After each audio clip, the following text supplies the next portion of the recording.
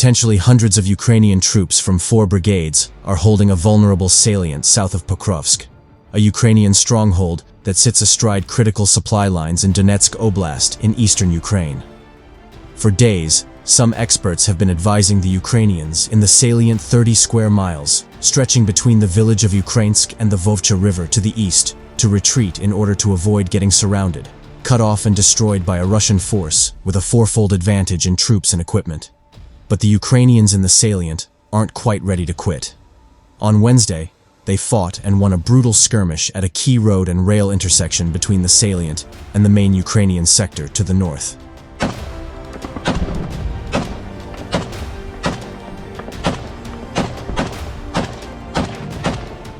The fight developed when at least 2 Russian vehicles, seemingly including a BTR-wheeled armored personnel carrier and an MTLB armored tractor, raced along the main east-west road into Selidov, a Ukrainian-held settlement that anchors the front line between Pokrovsk and Ukrainsk. It's obvious why the Russian central grouping of forces wants to infiltrate Selidov, and equally obvious why the Ukrainians are determined to hold fast in the town. As long as the Ukrainians hold out in the salient to the south, they pose a threat to the left flank of the Russian 2nd Combined Arms Army and 90th Tank Division, the main units within the local Russian grouping of forces as they roll toward Pokrovsk.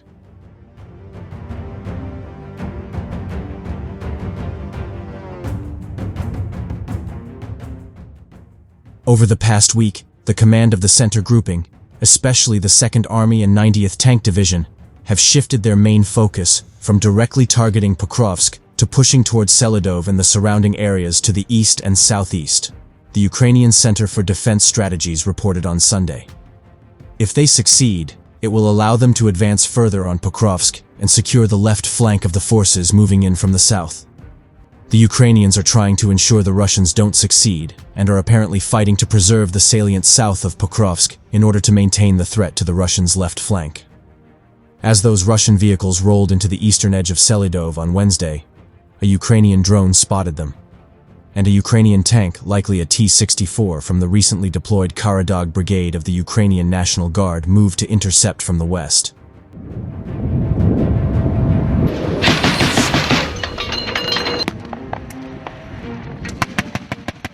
The BTR managed to disembark a squad of a dozen or so infantry in what the crew must have believed was a safe position, the road underpass beneath the local north-south railway.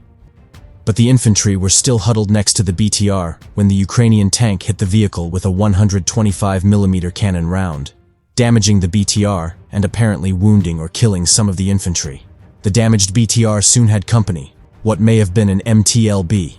But the MTLB took a hit too and was on fire as the Ukrainian tank crawled up to the underpass.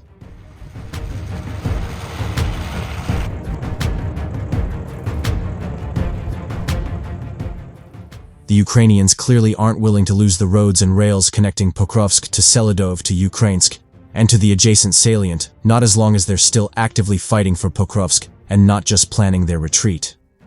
So the 3-person crew of that T-64 hit the burning MTLB at point-blank range with another 125mm round and then proceeded to shove the flaming wreckage clear of the overhead rail bridge. The outcome was clear. The Russian assault failed with heavy losses in people and equipment. And for the moment at least, the Ukrainian positions were intact and the roads connecting them were clear. For now, Pokrovsk holds, and so does the salient to the south.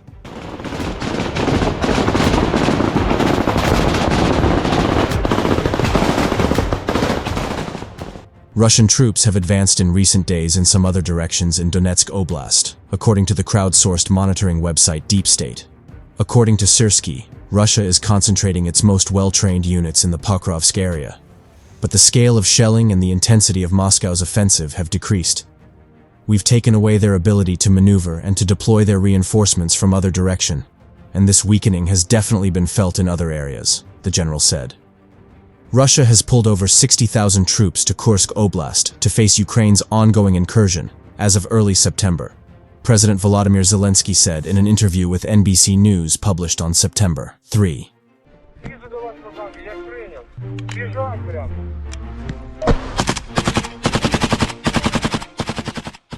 The idea and one of the goals of the Kursk Oblast operation was diverting Russian troops to their territory, Zelensky said. Today, I can say that they pulled over 60,000 troops there. This is a considerable growth from a figure previously presented by Commander-in-Chief Oleksandr Syrsky, who said in late August that Russia had diverted 30,000 troops to the area. Ukraine launched its cross-border incursion almost a month ago, allegedly seizing around 100 Russian settlements and almost 1,300 square kilometers, 500 square miles, of territory. The pace of advance seems to have slowed down in comparison to the operation's early days.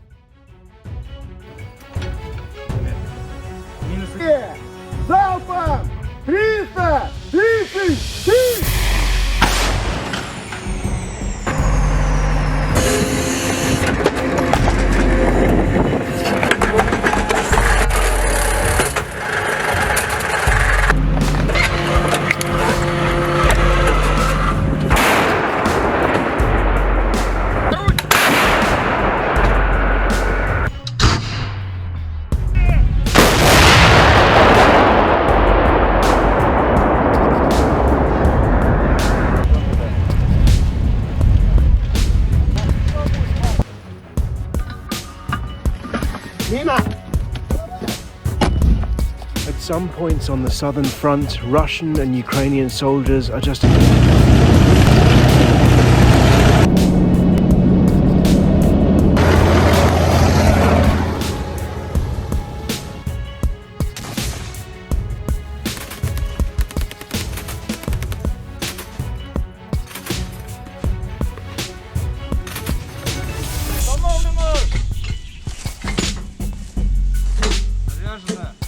Орудие! Выстрел!